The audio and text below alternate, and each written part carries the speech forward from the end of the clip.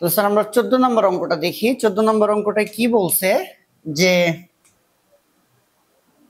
এটা দেখতেছি ছোট পিস্টনে 10 কেজি ভর দেওয়া। স্যার ভর দেওয়া থাকলে আমরা ওজন বের করতে পারবো W সমান mg দিয়ে, আর ওজনের সমান বলই নিচের দিকে প্রয়োগ করবে। দেখো এরোর ডিরেকশনটাও নিচের দিকে দেওয়া, তাহলে ওজনের মানটাই হবে হইতেছে F1 এর মান। আচ্ছা, এই দিকে উপরের দিকে একটা বল F2 কাজ করে, এটার মান দেওয়া নাই, প্রশ্ন দুইটার ক্ষেত্রফল দিছে। A1 আর A2 দিছে, মাথায় রেখো A1 আর A2 দিছে। গতে বলছে ছোট পিস্টনের উপর যদি 10 কেজি ভর চাপানো হয় তাহলে বড় পিস্টন কি পরিমাণ ঊর্ধ্বমুখী বল অনুভব করবে। এই যে বড় পিস্টন এটা কি পরিমাণ ঊর্ধ্বমুখী বল, মানে উপরের দিকে F2 এর মান বের করতে বলছে। এই যে এই সূত্র দিয়ে আমরা F2 বের করে ফেলতে পারবো। স্যার এই সূত্র দিয়ে F2 যদি বের করতে চাই তাহলে তো আমার F1 লাগবে। ওই যে বললাম 10 কেজি ভর দিছে, তার জন্য ওজন বের করব, আর ওজনের সমান বলই তো প্রয়োগ করবে F1 এর মান। এবার A1 আর A2 এর মান দেওয়া আছে কিনা দেখো, এই যে একটা A1 দেওয়া আছে, এই যে একটা A2 দেওয়া আছে। A1 আর A2 দেওয়া আছে মানে আমি এই সূত্রটা বসায়া কি বের করতে পারবো, F2 বের করতে পারবো। তাহলে স্যার কি পরিমাণ ঊর্ধ্বমুখী বল অনুভব হবে, অর্থাৎ F2 এর মান বের করতে বলছে। তাহলে আমরা গতে যে কাজটা করব F2 এর মান বের করব। তাহলে স্যার আমরা সূত্র বসাবো কোনটা, F2 ডিভাইডেড বাই F1 সমান সমান A2 ডিভাইডেড বাই A1। তাহলে স্যার দেখি F2 এর মান তো আমরা বের করবই, F1 এর মানটা কত। স্যার F1 এর মানটা কত, F1 এর মানটা নাই।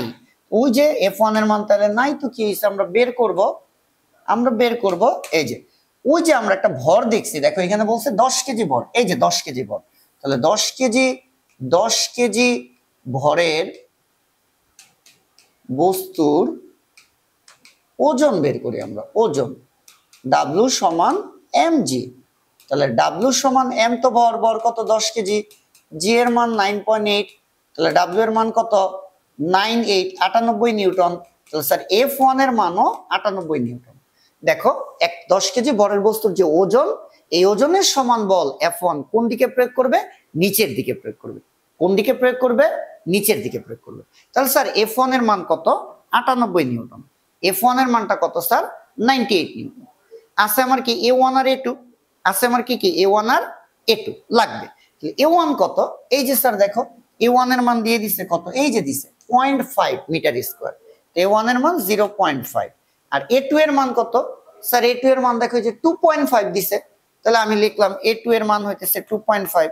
তাহলে F2 সমান সমান কত হয়, ডাইরেক্ট লিখি, আড়াই রে 0.5 দিয়ে ভাগ করি, 2.5 ভাগ 0.5 যা আসবে এটার সাথে স্যার 98 গুণ করে দিই, 98 গুণ করে দিই, তাহলে আসে কত স্যার 490 নিউটন। 490 Newton answer.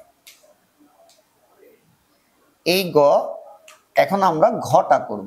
ঘতে বলছে কি দেখি, ছোট পিস্টনে প্রযুক্ত বলের ফলে, ছোট পিস্টনে প্রযুক্ত বলের ফলে ছোট পিস্টনে যতটুকু বল প্রয়োগ করছে। আচ্ছা, যদি ওই পিস্টনের সরণ 6 সেন্টিমিটার হয়, একটা H1 এর মান বলে দিছে।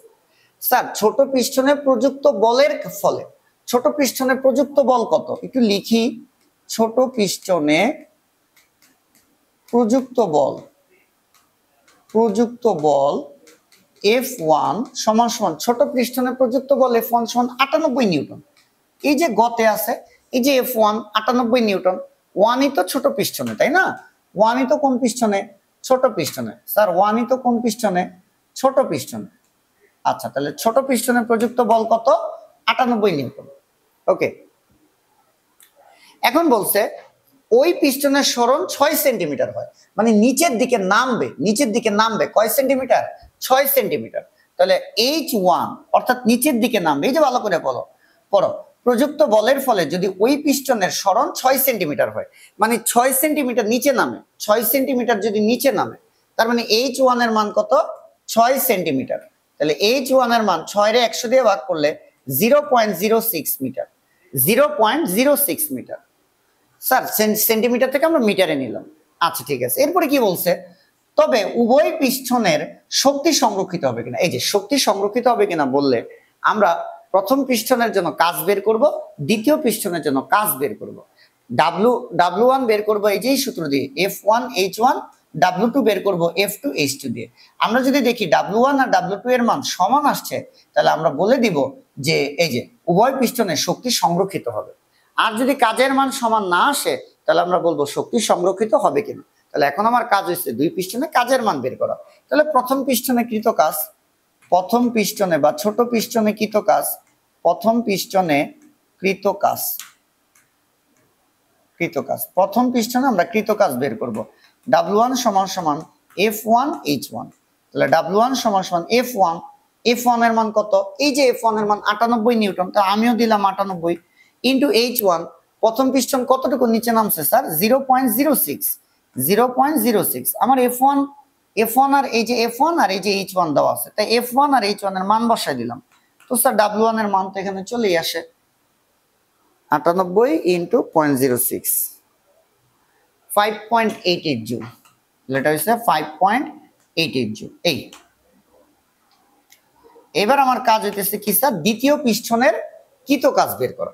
তাহলে দ্বিতীয় পিস্টনের কৃত কাজ, দ্বিতীয় পিস্টনের কৃত কাজ বের করব। তো দ্বিতীয় পিস্টনের কৃত কাজের সূত্র কি? W2 সমান F2 H2, W2 সমান F2 H2।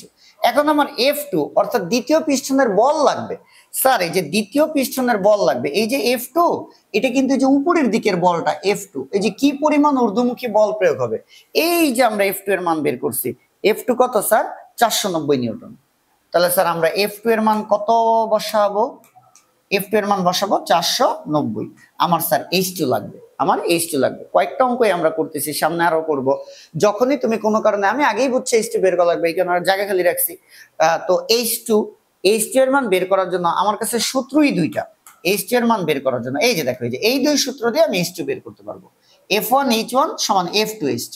আবার এটা দিয়েও H2 বের করা যাবে, A1 H1 সমান A2 H2।